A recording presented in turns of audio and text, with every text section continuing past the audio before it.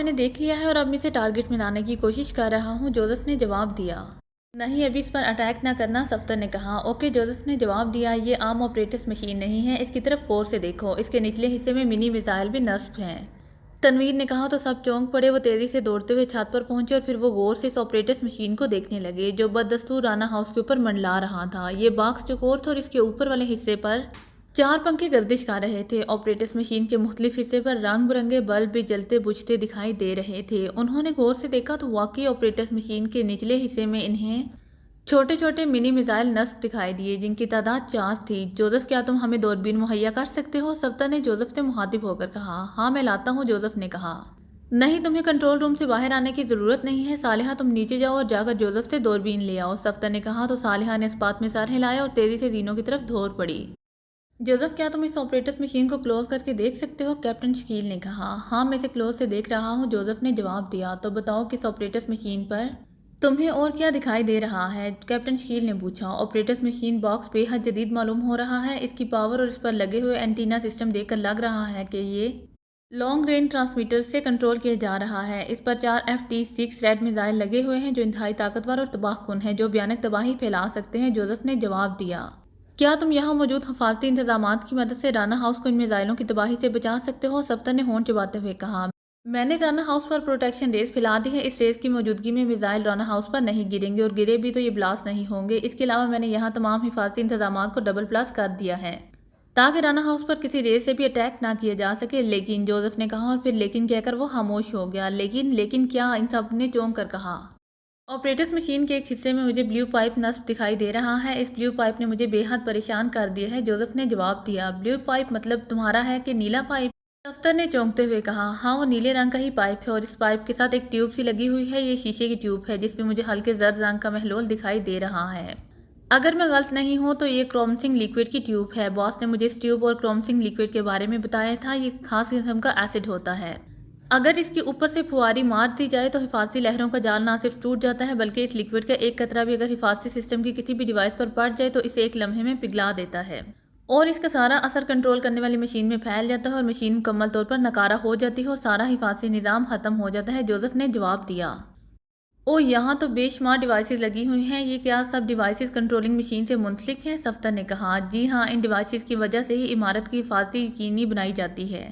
इन devices को छत और इमारत की दीवारों में नस्ब किया जाता है ताकि पूरी इमारत पर ना सिर्फ नज़र रखी जा सके बल्कि इसकी हिफाजत मुमकिन बनाई जा सके, जोसेफ ने कहा। ओ, छत पर तो कई डिवाइसेस और साइंसी आलात मौजूद हैं। अगर ऑपरेटर्स मशीन ने यहाँ क्रोमसिंग लिक्विड बरसा दिया तो ये सारे आलात और डिवाइसेस तबाह हो जाएंगी, तनवीर ने होंठ काटते हुए कहा।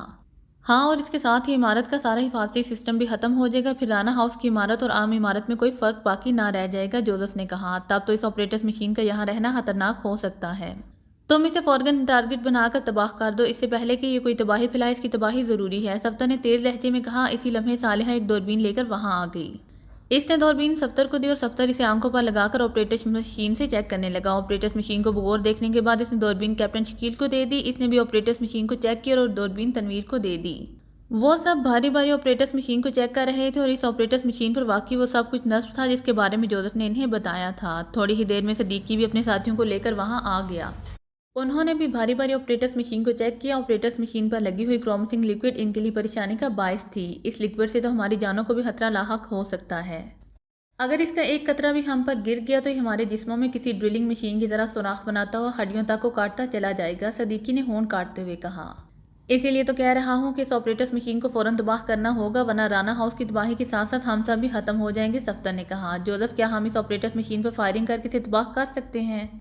सदीकी ने जोसेफ से मुखातिब होकर पूछा। नहीं, मैंने यहाँ जो हिफाजती शुआओं का जाल फैलाया हुआ है इसमें हर किस्म का वेपन जाम हो जाता है। आपके मशीन पिस्टल तक से फायरिंग नहीं हो सकेगी, जोसेफ ने कहा। तो फिर तुम इस ऑपरेटर्स मशीन पर अटैक क्यों नहीं कर रहे? तबाह कर दो इसे, सफ्तर ने कहा। मैं इसे जितनी बार भी टारगेट में लाने की कोशिश करता हूँ ये फ़ौरन अपनी जगह से हट जाती है। जब तक ये टारगेट में नहीं आएगा मैं इसे कैसे तबाह कर सकता हूँ, जोसेफ ने कहा। तो सब ने बेख्तियार होंठ बेंच लिए। ये सब वो देख सकते थे कि वाकई ऑपरेटर्स मशीन किसी एक जगह न ठहर रही थी। तेजी से कभी दाएं तरफ चली जाती और कभी बाएं जानिब और कभी आगे और कभी पीछे होने के साथ साथ ऊपर की तरफ भी बुलंद होती जाती थी। हैरत है, काफ़ी देर हो गई है ऑपरेटर्स मशीन बॉक्स फिजा में ही तैरता फिर रहा है। अगर मुजरिमों का मकसद इस ऑपरेटर्स मशीन से राना हाउस पर हमला करना है तो वो अब तक क्या सोच रहे हैं?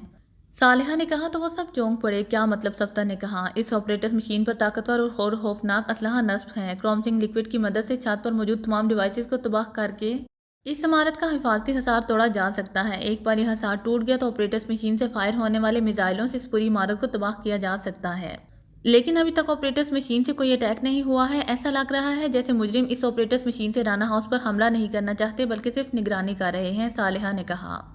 ہاں واقعی یہ آپریٹس مشین یقینی طور پر سائرل نے بھیجی ہے اور وہ ہر صورت میں اس لڑکی کی ہلاکت کا ہوا آیا ہے۔ اس آپریٹس مشین سے اٹیک کر کے وہ رانا ہاؤس کی اینٹ سے اینٹ بجا سکتا ہے۔ پھر اب تک ایسا کیوں نہیں ہوا؟ جوہان نے کہا۔ ہو سکتا ہے کہ اب انہیں یہ کنفرم نہ ہوا ہو کہ لڑکی یہاں موجود بھی ہے یا نہیں۔ مکمل کنفرمیشن کے بعد ہی وہ یہاں اٹیک کرنے کا سوچ رہے ہوں، کیپٹن شکیل نے کہا۔ ہاں اب یہی کہا جا سکتا ہے کہ انہوں نے آپریٹس مشین کی مدد سے اس جگہ کی چیکنگ کر لی ہوگی، لیکن انہیں ابھی تک لڑکی کے بارے میں کنفرم نہ ہوا ہو کہ وہ یہاں ہے یا نہیں۔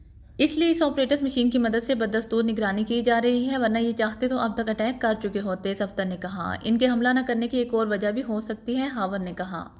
وہ کیا؟ سب نے ایک ساتھ کہا۔ ہو سکتا ہے کہ انہوں نے یہ آپریٹس مشین یہاں ہم سب پر نظر رکھنے کے لیے بھیجی ہو اور وہ خود یہاں پہنچ کر حملہ کرنے کا پروگرام بنا رہے ہوں، ہاورڈ نے کہا۔ تو وہ سب چونک پڑے۔ اوہ واقعی اس کا امکان ہو سکتا ہے، انہیں جو کہ لڑکی کے بارے میں کنفرم نہیں ہوا ہے، اس لیے وہ یہاں آ کر مکمل چیکنگ کرنے کا پروگرام بنا رہے ہوں گے اور پھر عمارت میں گھس کر اس لڑکی کو ہلاک کرنا چاہتے ہوں گے، صالحہ نے کہا۔ ابھی وہ سب یہی باتیں کر رہے تھے کہ اچانک وہ سب چونک پڑے۔ چھت پر موجود آپریٹس باغ نے اچانک غوطہ لگایا اور تیزی سے ان کی طرف بڑھا۔ بچوں یہ ہم پر حملہ کرنے لگا ہے، صفدر نے یکلخت چیختے ہوئے کہا اور ساتھ ہی تیزی سے چھلانگ لگا کر پیٹ کے بال چھت پر گر گیا۔ اسی لمحے آپریٹس مشین باکس زائیں کی تیز آواز نکالتا ہوا ان کے عین قریب سے گزرتا چلا گیا۔ ان سب نے فوراً صفدر کی طرح چھلانگیں لگا دی اور چھت پر پیٹ کے بال گرتے چلے گئے۔ آپریٹس مشین باکس تیزی سے آگے گیا اور پھر وہ یو ٹرن لیتا ہوا واپس پلٹا اور ایک بار پھر ان کی طرف بڑھا۔ او یہ واقعی حملہ آور ہو رہا ہے، اب کیا کریں؟ اس پر فائرنگ کریں، اسے مار گرائیں، تنویر نے چیختے ہوئے کہا۔ نہیں فائرنگ نہ کرنا، فائرنگ نہ کرنے کی صورت میں یہ بلاسٹ ہو جائے گا، جولیا نے تیز لہجے میں کہا۔ آپریٹس مشین باکس عین ان کے اوپر آ کر ایک بار پھر ہوا میں معلق ہو گیا۔ اسی لمحے انہوں نے آپریٹس مشین باکس کا نچلا حصہ کھلتے دیکھا۔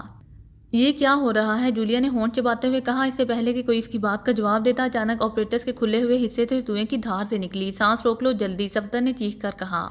ایسا لگ رہا تھا جیسے یہ operates machine box Rana house کے گرد پھیلائی ہوئی حفاظتی ریز کی زد میں آ گیا ہو اور ان کے سسٹم خراب ہو گئے ہوں۔ آپریٹس مشین باکس سے دھوئیں کی مقدار بڑھتی جا رہی تھی اور پھر اچانک آپریٹس مشین باکس ایک بار پھر حرکت میں آیا اور وہ رانا ہاؤس میں تیزی سے چکرانا شروع ہو گیا۔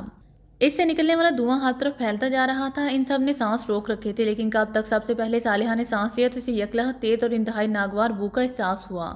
دھوئیں میں شاید زہریلی گیس تھی۔ اس کے ناک اور منہ میں تیز مرچیں سی بھر گئیں اور یہی مرچیں جیسے اس کے دماغ میں بڑھتی چلی گئیں۔ اس کے ساتھ ہی اس کا دماغ جکڑا گیا اور ساتھ ہی اس کی آنکھوں کے سامنے اندھیرا چھا گیا۔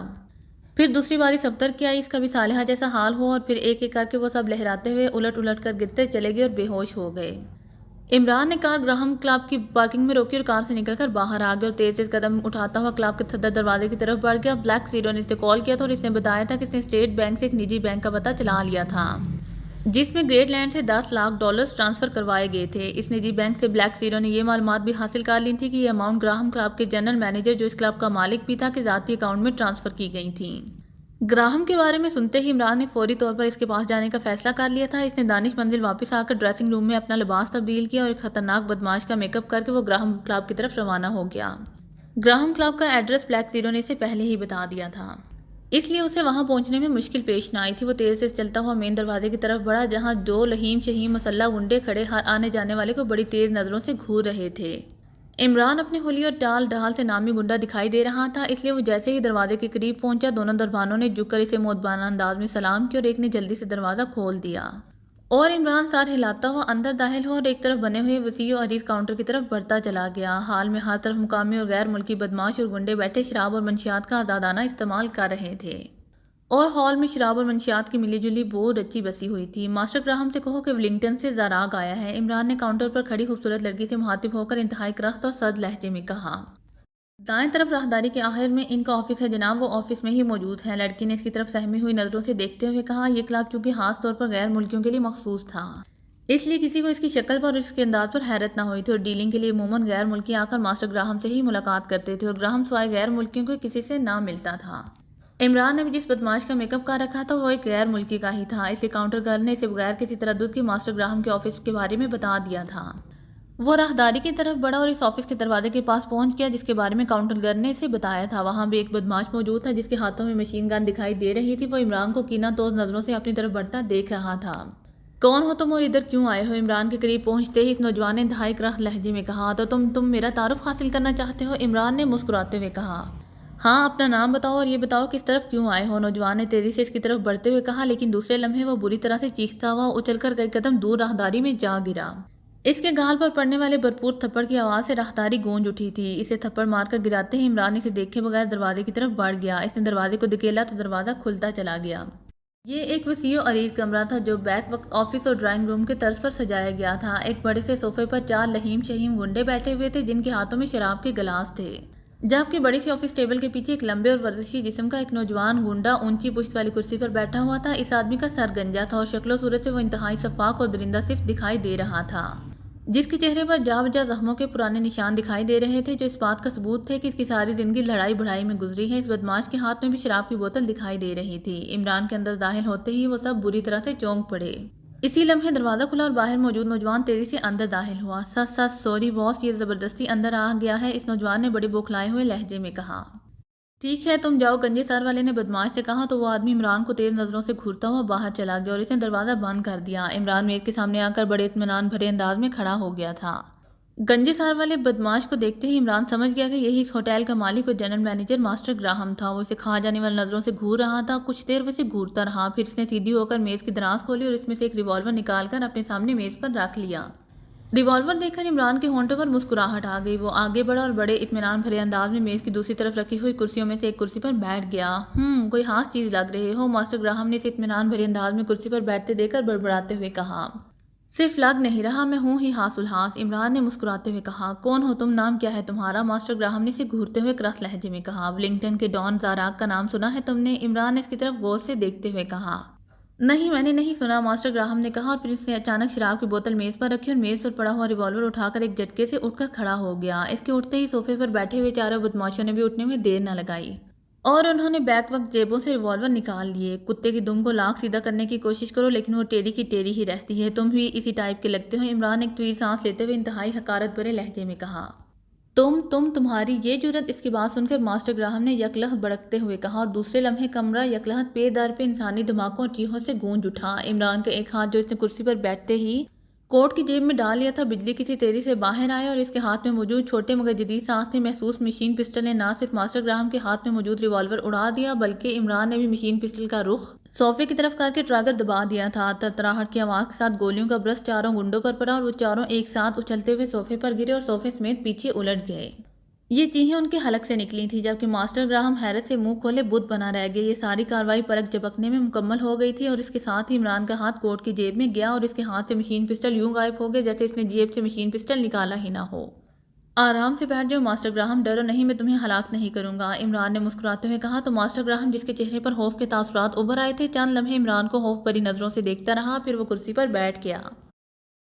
کون ہو تم؟ اس نے عمران کی طرف دیکھتے ہوئے خوف بھرے لہجے میں کہا۔ دوستوں کے لیے دوست اور دشمنوں کے لیے راسکل کنگ، بس یہی میرا تعارف ہے اور نام میں پہلے ہی بتا چکا ہوں، عمران نے اسے اطمینان بھرے لہجے میں کہا۔ زاراگ ولنگٹن کا ڈان زاراگ، ماسٹر گراہم نے کہا۔ ہاں، عمران نے کہا۔ بولو یہاں کیوں آئے ہو، کیا چاہتے ہو مجھ سے؟ عمران نے چہرے پر مسکراہٹ سجائی ہوئی تھی۔ ماسٹر گراہم نے خود کو سنبھالتے ہوئے قدر نرم لہجے میں کہا۔ بہت خوب، تمہارے اس بدلے ہوئے انداز سے لگ رہا ہے کہ تم کام کے آدمی ہو، عمران نے کہا۔ زاراگ، یہ جو بھی تمہارا نام ہے میری بات دھیان سے سن لو، میں تم سے ڈرا نہیں ہوں، میں صرف تم سے تمہارے یہاں آنے کا مقصد جاننا چاہتا ہوں، ورنہ جس طرح تم نے بہترین فائرنگ کا مظاہرہ کیا ہے اس سے زیادہ بہترین اور تیز رفتاری سے میں بھی تم پر فائرنگ کر سکتا ہوں، ماسٹر گراہم نے ہونٹ بھینج کر اور ایک ایک لفظ چبا کر بولتے ہوئے کہا۔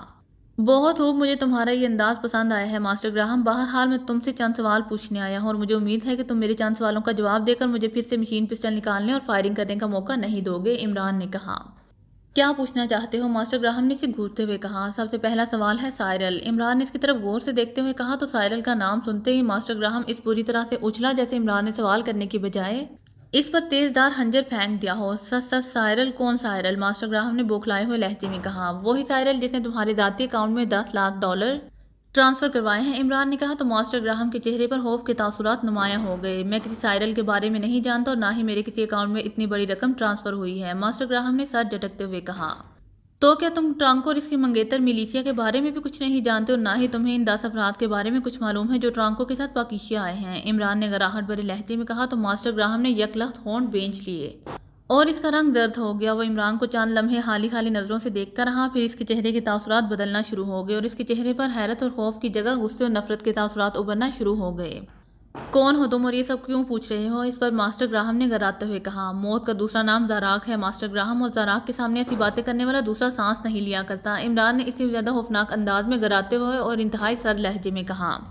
اور ابھی عمران کا فکرہ مکمل ہی ہوا تھا کہ کرسی پر بیٹھا ہوا ماسٹر گراہم یکلخت بجلی کسی تیزی سے اچھل کر عمران پر آیا۔ اس نے اپنے طور پر انتہائی برق رفتاری سے حملہ کیا تھا اور اڑتا ہوا عمران کی طرف آیا تھا، لیکن عمران شاید پہلے ہی اس کی اس حرکت کے لیے تیار تھا۔ اس لیے جیسے ہی ماسٹر گراہم کا جسم کرسی سے اچھلا، عمران نے خود کو کرسی سمیت پیچھے کی طرف قالین پر گرا لی، اور جیسے ہی ماسٹر گراہم اس کے اوپر آیا، عمران کی دونوں ٹانگیں چلی اور ماسٹر گراہم کا جسم جو تیزی سے اس کے اوپر آیا تھا کسی سپرنگ پر گرنے والے انداز میں دوبارہ اوپر کی طرف اٹھا، اور پھر جیسے ہی نیچے آئی عمران کی ٹانگیں ایک بار پھر چلیں اور وہ چیختا ہوا اور ہوا میں رول ہوتا ہوا پوری قوت سے سائیڈ کی دیوار سے ٹکرا کر نیچے گرا۔ اس نے تڑپ کر اٹھنا چاہا، لیکن عمران فوراً ماہر جمناسٹک کا مظاہرہ کرتے ہوئے اٹھا اور آگے بڑھ کر لمبے ترنگے اور بھاری بھرکم ماسٹر گراہم کی گردن اور اس کی کمر پر ہاتھ ڈالا اور اسے جھٹکے کے ساتھ یوں اوپر اٹھا لے جیسے ماسٹر گراہم کا کوئی وزن ہی نہ ہو اور عمران کے لیے وہ ایک چھوٹا سا بچہ ہو۔ عمران نے اپنا جسم گھمایا اور دوسرے لمحہ کمرہ ماسٹر گراہم کی تیز اور انتہائی دردناک چیخوں سے گونج اٹھا۔ عمران نے اسے یک لخت پوری قوت سے سامنے والی دیوار کی طرف پھینک دیا تھا۔ ماسٹر گراہم ایک دھماکے سے دیوار سے ٹکرا کر نیچے گرا ہی تھا کہ عمران اس کے سر پر پہنچ گیا اور پھر کمرہ یک لخت ماسٹر گراہم کے حلق سے نکلنے والی مسلسل چیخوں سے گونج اٹھا۔ عمران کی دونوں ٹانگیں مشین کی سی تیزی سے حرکت کر رہی تھیں اور وہ اچھل اچھل کر پوری قوت سے ماسٹر گراہم کے جسم پر ضربے لگاتا چلا جا رہا تھا۔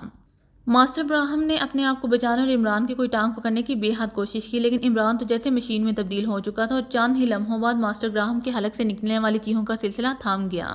عمران نے اس کے سر پر پڑنے والی لات نے اسے بے ہوش کر دیا تھا۔ اس کا چہرہ زخموں سے بھرا ہوا تھا۔ خود کو بہت بڑا بدماش سمجھ رہا تھا۔ نان سینس، عمران نے ہونٹ چباتے ہوئے کہا۔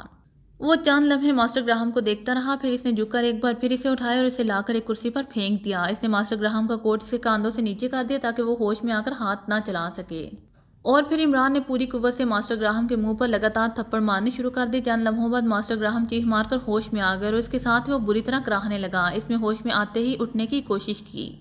بیٹھے رہو، اگر اٹھنے کی کوشش کی تو کھوپڑی میں گولی اتار دوں گا، عمران نے جیب سے مشین پسٹل نکال کر اس کے سر سے لگاتے ہوئے کہا، اور ماسٹر گراہم اٹھتے اٹھتے بیٹھ گیا۔ اس کے منہ سے اذیت ناک کراہیں نکل رہی تھیں۔ عمران نے اس کے آفس میں ہوتے ہی دیکھ لیا تھا کہ آفس مکمل طور پر ساؤنڈ پروف ہے، اس لیے اسے اس بات کو کوئی خطرہ نہیں تھا کہ اندر کی آوازیں باہر جا سکتی ہیں۔ کاکا کیا چاہتے ہو تم؟ ماسٹر گراہم نے کراہتے ہوئے کہا۔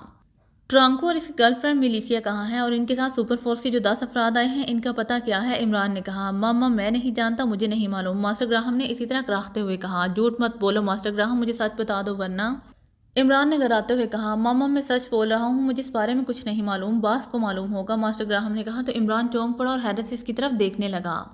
باس کون؟ باس کیا تم ماسٹر گراہم نہیں ہو؟ عمران نے حیرت بھرے لہجے میں کہا۔ نہیں، میں جیکسن ہوں، ماسٹر جیکسن۔ باس نے دشمنوں کو ڈانٹ دینے کے لیے اپنے روپ میں مجھے یہاں بٹھایا ہوا ہوتا ہے، میں اس کی جگہ ماسٹر گراہم بن کر کام کرتا ہوں، نوجوان نے جواب دیا تو عمران نے بے اختیار ہونٹ بھینچ لیے۔ تو اب کہاں ملے گا تمہارا باس؟ عمران نے کہا۔ میں اس کے بارے میں کچھ نہیں جانتا، وہ کسی کو نہیں ملتا اور نہ کوئی اس کے بارے میں جانتا ہے کہ وہ کہاں ہوتا ہے، اس کے فون آتے ہیں اور باس، نوجوان نے جواب دیا۔ تو تم اس کے کسی ٹھکانے کے بارے میں تو جانتے ہوگے؟ عمران نے کہا۔ نہیں، میں نہیں جانتا، اس معاملے میں وہ کسی پر اعتبار نہیں کرتا ہے، جب مناسب سمجھتا ہے وہ مجھے کال کرتا ہے اور میں اس کی ہدایات پر ماسٹر گراہم بن کر عمل کرتا ہوں، باس جیکسن نے جواب دیتے ہوئے کہا۔ تم بھی اس کو رپورٹ دیتے ہوگے، کس طرح دیتے ہوگے؟ جواب دو، عمران نے کہا۔ وہ خود فون کر کے پوچھ لیتا ہے، جیکسن نے جواب دیا تو عمران نے اس کے لہجے سے اندازہ لگا لیا کہ وہ سچ بول رہا ہے۔ تم تب تو میرے لیے بیکار آدمی ہو اور بیکار آدمی کو میں زندہ نہیں چھوڑتا، عمران نے گرا کر کہا، ساتھ ہی اس نے ٹریگر دبا دیا۔ جیکسن کی کھوپڑی کسی ناریل کی طرح پھٹی اور وہ کرسی سمیت الٹ کر گرتا چلا گیا، اس کا جسم پھٹکے بغیر ساخت ہو گیا تھا۔ عمران نے مشین پسٹل جیب میں ڈالا اور پھر وہ دروازے کی طرف بڑھ گیا۔ اس نے دروازہ کھولا اور باہر راہداری میں آ گیا۔ باہر وہ آدمی بدستور موجود تھا جسے عمران نے تھپڑ مارا تھا۔ چونکہ آفس مکمل طور پر ساؤنڈ پروف تھا، اس لیے باہر کھڑا ہونے کے باوجود اسے کوئی آواز اندر سنائی نہ دی تھی۔ وہ عمران کو دیکھ کر چونکا اور پھر اسے بری طرح سے گھورنے لگا۔ عمران نے اس کی کوئی پرواہ نہ کی اور تیز قدم اٹھاتا ہال میں پہنچ گیا، پھر خاموشی سے کلب سے نکل کر باہر آ گیا۔ تھوڑی دیر بعد وہ اپنی کار میں وہاں سے نکلا جا رہا تھا۔ وہ ماسٹر گراہم کے بارے میں سوچ رہا تھا، جس کی جگہ اس کا نمبر 2 جیکسن ماسٹر گراہم بن کر اس کے کلب میں کام کر رہا تھا اور خود ماسٹر گراہم منظر سے غائب تھا۔ وہ صرف فون پر ہی ہدایات دیتا تھا، وہ کون تھا اور کہاں رہتا تھا اس کے بارے میں جیکسن کو بھی معلوم نہیں تھا، اور عمران سوچ رہا تھا کہ پاکیشیا میں ایسا کون سا انسان ہو سکتا ہے جو اس ماسٹر گراہم کے بارے میں کچھ جانتا ہو۔ پھر اچانک اس کے ذہن میں خیال ابھرا۔ اس نے کہا سڑک کے کنارے پر لے جا کر روکے اور پھر اس نے جیب سے سیل فون نکالا اور تیزی سے نمبر پریس کرنے لگا۔ ٹائیگر بول رہا ہوں بات دوسری طرف سے ٹائیگر کی مودبانہ آواز سنائی دی۔ اس نے سیل فون کے ڈسپلے پر عمران کا نام دیکھ لیا تھا۔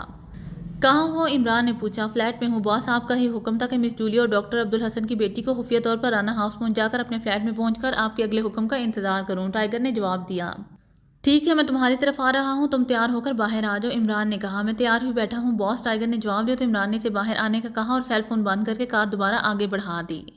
تھوڑی دیر بعد اس نے ٹائیگر کو اس کمرشل پلازا کے باہر سے پک کیا جہاں اس کی رہائش گاہ تھی اور پھر وہ ٹائیگر کو لے کر ایک طرف روانہ ہو گیا۔ گراہم کے بارے میں کیا جانتے ہو؟ عمران نے کچھ دیر خاموش رہنے کے بعد ٹائیگر سے مخاطب ہو کر پوچھا۔ Master Graham? آپ ماسٹر گراہم کے کلب کے بارے میں پوچھ رہے ہیں؟ ٹائیگر نے کہا۔ ہاں، عمران نے کہا۔ وہ انتہائی پراسرار اور عجیب آدمی ہے باس، اس کا ایک بڑا سینڈکٹ ہے اور ہر قسم کے غیر قانونی دھندوں میں ملوث رہتا ہے۔ اس کا ایک نمبر 2 ہے جو اس کے کلب میں ماسٹر گراہم کے نام سے بیٹھتا ہے۔ ماسٹر گراہم کون ہے، کہاں رہتا ہے، اس کے بارے میں کوئی نہیں جانتا، یہاں تک کہ اس کے نمبر 2 کو بھی کچھ معلوم نہیں ہے۔ ماسٹر گراہم اسے فون پر رابطہ کر کے ہدایات دیتا ہے اور باس، ٹائیگر نے جواب دیا۔ اس کا مطلب ہے کہ یہ سب باتیں تم پہلے سے جانتے تھے؟ میں نے ہاں گراہم کلب جا کر اپنا وقت برباد کیا، عمران نے منہ بناتے ہوئے کہا تو ٹائیگر چونک پڑا۔ او، کیا آپ گراہم کلب گئے تھے؟ ٹائیگر نے چونکتے ہوئے پوچھا۔ ہاں، عمران نے کہا اور پھر اس نے تیزی سے ٹائیگر کو ساری باتیں بتا دیں۔ اگر آپ مجھ سے بات کر لیتے تو یہ سب کچھ میں آپ کو پہلے بتا دیتا، ٹائیگر نے کہا۔ کیا تم نے کبھی اس بات کا پتہ کرنے کی کوشش نہیں کی کہ ماسٹر گراہم کون ہے اور کہاں رہتا ہے؟ عمران نے کہا۔ کی تھی باس، اور مجھے اس کے بارے میں ایک ٹپ بھی ملی تھی، ٹائیگر نے کہا۔ کیسی ٹپ؟ عمران نے کہا۔ پاکیزہ کے نواح میں ایک آدمی ہے جو کسی زمانے میں اس ماسٹر گراہم کا پارٹنر ہوا کرتا تھا، لیکن پھر وہ بیمار پڑ گیا اور اسی وجہ سے ماسٹر گراہم سے پارٹنرشپ ختم کر دی۔ لیکن اس آدمی کو نہ صرف ماسٹر گراہم کی اصلیت کا علم ہے بلکہ وہ اس کے بہت سے ٹھکانوں کے بارے میں بھی جانتا ہے، ٹائیگر نے کہا۔ تو تم اب تک جا کر اس سے ملے کیوں نہیں اور اسے ماسٹر گراہم کا پوچھا کیوں نہیں؟ عمران نے کہا۔ میں ایک دو بار گیا تھا لیکن اس کی حالت بہت خراب تھی اور وہ ہسپتال میں ایڈمٹ تھا اور پھر مصروفیات کی وجہ سے مجھے اس کے پاس دوبارہ جانے کا وقت نہیں مل سکا تھا، ٹائیگر نے کہا۔ کیا ہوا ہے اسے؟ عمران نے پوچھا۔ وہ بلڈ کینسر کے عارضے میں مبتلا اور اپنے علاج کے لیے اس نے اپنی ساری جمع پونجی لٹا دی ہے۔ اس کے بارے میں پتہ چلا ہے کہ وہ ایک چھوٹے سے علاقے میں اور ایک چھوٹے سے ناپختہ مکان میں رہتا ہے۔